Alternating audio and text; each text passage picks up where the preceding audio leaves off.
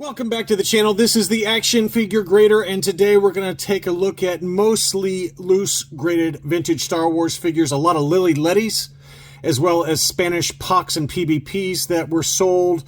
A lot of my Patreon supporters went nuts on my Buy It Now alerts for the Spanish figures. There were some really nice ones. I also do have some ungraded items that we're going to start off with. As always, thanks to my Patreon supporters. You guys allow this channel to happen.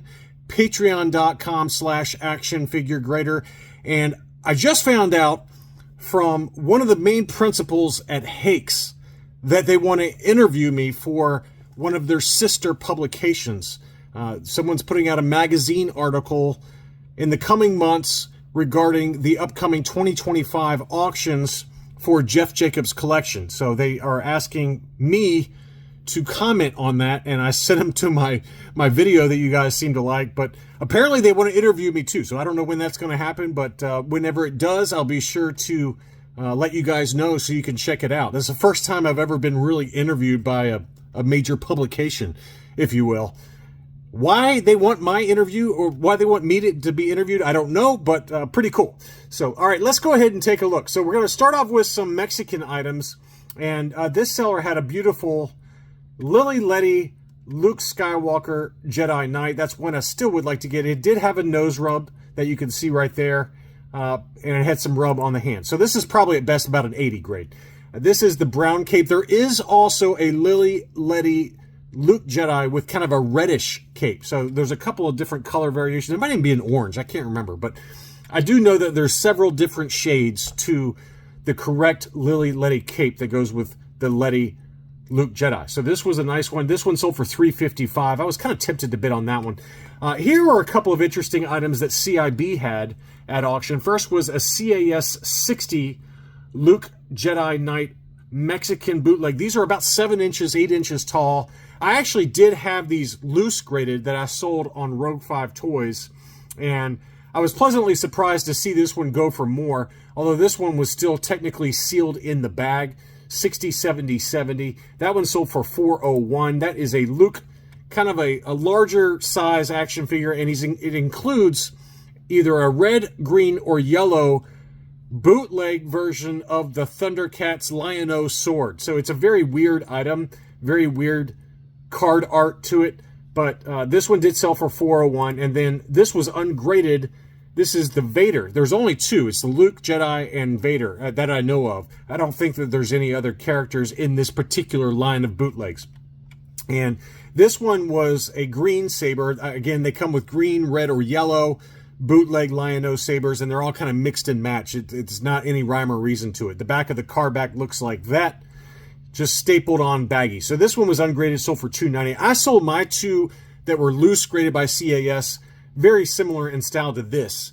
I sold mine for $325 a piece. So I feel like I was pretty fair with the pricing, given one of them was, or this one sold ungraded for $290. Mine was already graded. So I feel like it was a pretty fair price, $325 a piece versus these two that sold. Here was another Ledy item. This is an overstock unpainted C-3PO. So this is not stripped. This is not like the chrome has been stripped from it. Because the seller was kind enough to show some blacklight proof that this was a true unpainted C-3PO Lili Ledy. And I do have one of these in my collection. Mine is non-sonically welded. This one was sonically welded. So this one sold for $338, which I thought was a bargain. I paid for mine $550, and it was not graded, and it was also non-sonically welded. So it just depends on whether you care about that or not. But for me, I think this was a really fair price for a sonically welded version of the unpainted overstock C-3PO. Here was another cool one. This was an overstock Lili Ledy Luke Jedi Knight with an unpainted body and head. So it's black plastic. The hands were not painted, or the hand was not painted. And then the face was also, the head was also not painted. So this was a cool overstock piece. This is the kind of item you could send to CAS for loose grading just by itself without the accessories. That one sold for $169. I actually had a bid set up for like $175, and I turned it off because I've spent enough money. But that would be a really cool Luke Jedi edition for those of you that like these overstock figures. I just picked one up that was an unpainted Chief Chirpa Lili Ledy, non-sonically welded. So thank you, Dustin, for that one. I'm sure I'll show that in a video soon. It was graded by CAS with the cool case kind of all splayed out. So I'll be sure to show that one in a video soon. Next up, this was an interesting one. Okay, so this one was the Lili Ledy Boba Fett. It was advertised as the removable rocket version. And to me, it's a little bit of a roll of the dice that it was actually the removable rocket versus the rocket was pried out. The rocket does look clean. I don't see any issues on the rocket, but you never know. You never know if it's going to pass muster with the grading companies. It gives you a look inside, but you can't really see inside whether there was any glue residue or sonic welding residue. So it was a risk, and that's why it sold for so cheap. It sold for $25.50. AFA graded examples, in high grade, they can go for $10,000 to $15,000 very easily. So $25.50 would be a bargain if it's in fact the removable rocket Boba Fett. But again, there's been a lot of these that have been sent in to the grading companies over the years that have been rejected because they say that the rocket was pried out. And again, the seller, it's a seller I'm familiar with. I'm assuming it's legit, but if it is, somebody got a good deal. But you're definitely taking a risk that it's gonna pass muster with the grading companies.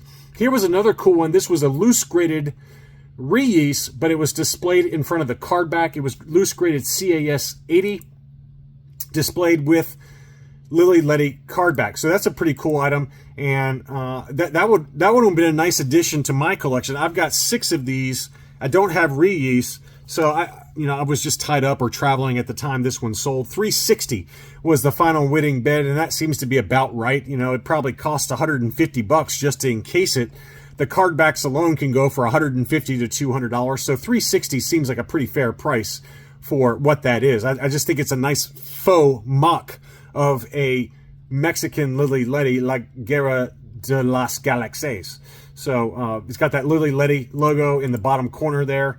So I like these. I just like the way it presents. It's a lot cheaper, and you don't have to worry about the blister falling off the card if you happen to spend thousands of dollars on a true Lili Ledy mint on card. So I like them. I have a few of them, but this one I had to let go because I was busy bidding on other items. Here was the Survival Kit mail-away offer, AFA 80 Plus, and this one did have the flyer inside. Some of them don't have the flyer, like the Kenner Canada version, and I believe also the Palatoy version of the Survival Kit offer did not come with the catalog or this little piece of paper here. So this is the more desirable of them. It sold for $407, which I thought was a big number. I was thinking more like $300 to $325, somewhere in that ballpark, but not a terrible overpay. But that's kind of the way it is when you bid on CIB items. Either you get really lucky, like I have on 2 or 3 of them, 2 or 3 tri-logos that I've bid on and won from CIB, or you just get blasted out of the water with the bids, and that's happened more times than I care to admit. But I have my number, and if I don't hit it, so be it. Let it go. And it is frustrating because they do tend to get the really tough to find items, but you can't overbid in this market. In a market where I think it's slowly on the way down, why overbid? You're going to find it eventually. None of this stuff is particularly rare. Next up was some AFA graded, loose graded items. We had an 85 plus Bosk. That one sold for $233.50, which I actually think is a pretty fair price. I have an AFA 90 for the Bosk, uncirculated 90, and the last data point I remember for that one was like $550 to $600. I think one sold at $660, but that was during the peak of COVID prices. 85 plus for $233.50 seems like a really fair price to me. That's a price I'd pay in a heartbeat for an 85 plus. Very tough to get an 85 plus for Bosk just because of the white paint. Rubs off really easily on the flight suit. He also did have an 85 plus green stitch on bottom. So this is a mixed stitch Jawa, and that's why it sold for what it did, $787. Big number, but you had the brown stitch on the sleeves and then the light green stitch on the bottom of the robe, 85 plus. So I would call this a mixed stitch, and those tend to be harder to find. And $787, is it fair? I guess. I mean, it's just one of those weird robe variants for the stitch color that you don't see very often, especially graded by AFA. So $787 on that one. Another interesting one was the AFA 95 Dianoga Trash Monster. I had this in my what to buy video. I was expecting $250. I was a little off on that one. Okay, I was just a little bit off. It sold for $551. In all fairness, it's a 95. I did not look it up on that cool Excel spreadsheet that Jason W. sent over to me, but I bet there's not many of them in a 95 grade from AFA.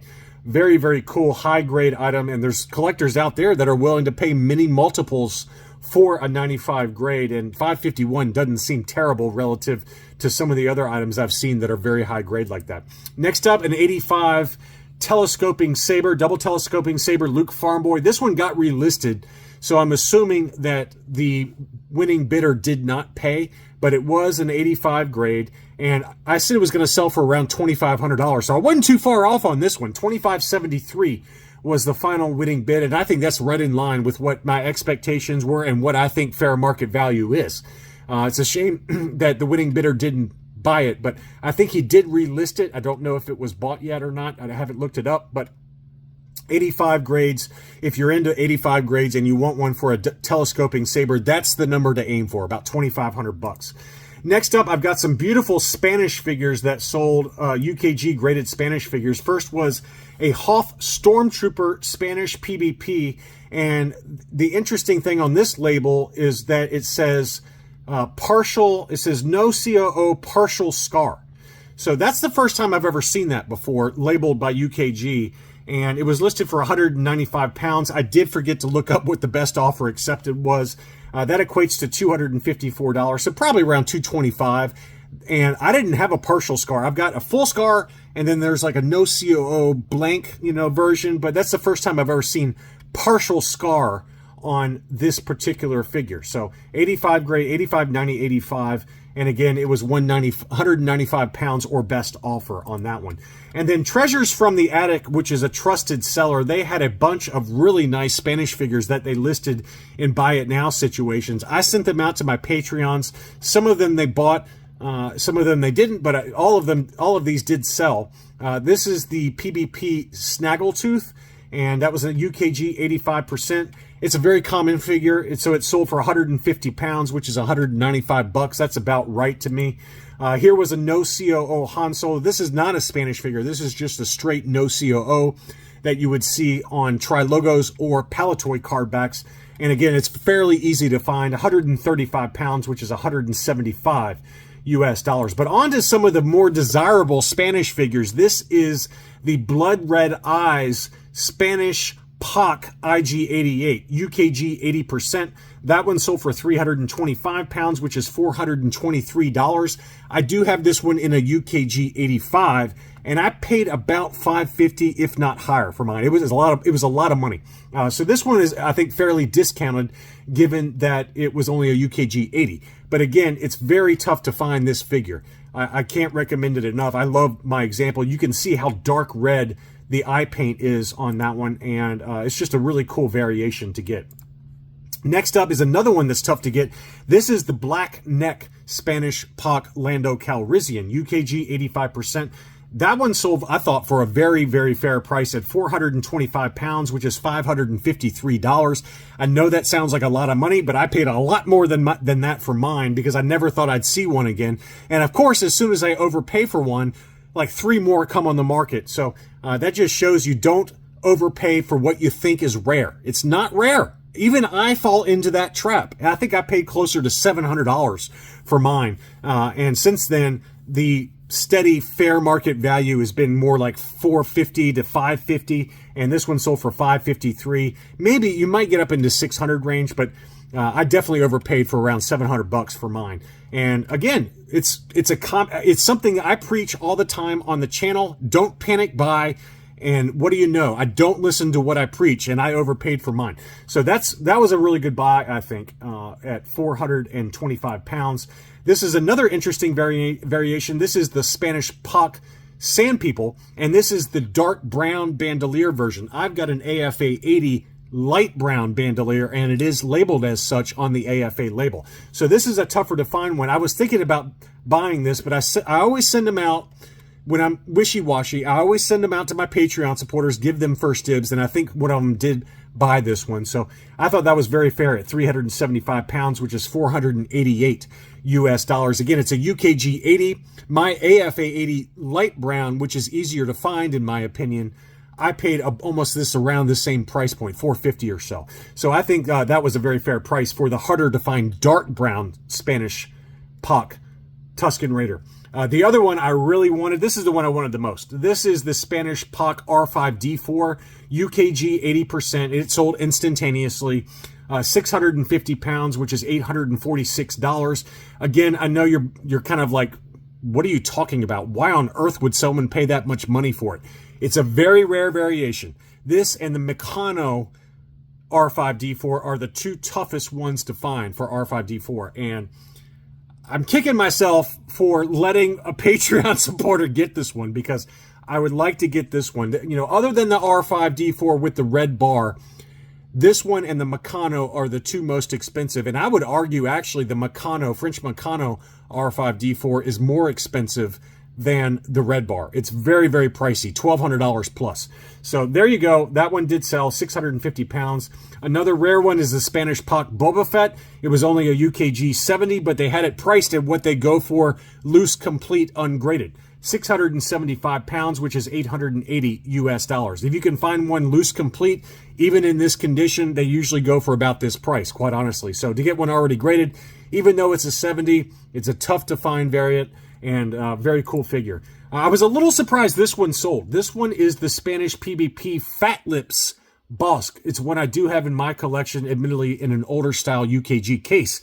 But this one I thought was overpriced. So I did not send this one out, I don't think, to my Patreon supporters. I hope I didn't, because I felt it was a little overpriced. 750 pounds, which is $977. That one seems a little steep to me, but it did sell, and it doesn't come up often. So, you know, would I pay that if I needed it? I probably would, quite honestly, because it is Bosque, and I do love Bosque. It's a very, very nice figure, and it was every bit of an 85. It's actually in better shape than mine. Mine had a couple of scratches on the white. So I thought that was a beautiful figure, but I did feel like it was a little overpriced relative to what I thought were fair deals for the other ones that this particular seller had listed during this batch. And then finally, he did have a pop-up lightsaber R2-D2, UKG 85%, and it looked to be every bit of an 85 to me. I mean, you can make an argument that the sticker is slightly yellowed, but I've seen AFA 90s with a yellowed sticker. Now, you could argue that the sticker could have yellowed after grading, but you know, even AFA 85s, I think you're just going to have to live with the fact that you're not going to find a perfectly white sticker. And this is about as close as you can get to it. It was listed for 795 pounds, which is about $1,000 US. Best offer accepted on that one. I did not look it up. I forgot.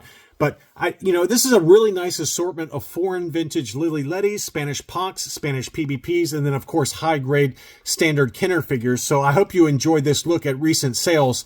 Thank you as always for watching, and I'll be back soon.